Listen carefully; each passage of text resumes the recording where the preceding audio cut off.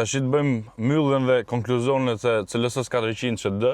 Kjo është për dikë që dojë makinë që duket e bukur, kreti far konsumi mesatar, po fokus ka dizajnin, domethënë, se për ne janë gjitha këto, si puna e Gëlesku, PX6-ës ose serisë 8 A7-ës, nuk janë praktike në maksimum, po sakrifiko pak prakticitet për më shumë bukuri. Ky si motor është shumë i mirë, shumë i shpejt, shumë i përgjithshëm, kamera shumë e mirë në goja dhe s'janë as problematike përgjithsisht.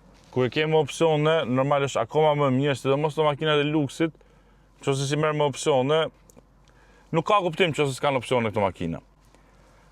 Rivali kësaj drejt për drejt, seria 8-840 që Grand Coupe, ata e bona para kësaj, dje e kom bote.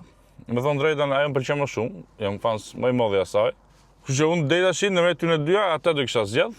Jo se kjo s'është e mirë, shumë e mirë është, po ajo duket pak më sportive. Edhe është pak më sportive. Tash ne ka ngel me provu edhe S7-ën naft, 3 mish, nëse kanë njënit na çoje.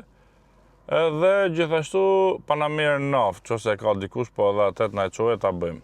Kjo CLS 400 është edhe për shitje, do e lë linkun këtu poshtë edhe flisni vetë me pronarin. Mu shumë gjendet mirë mu duk, e patë edhe vetë që në ecje.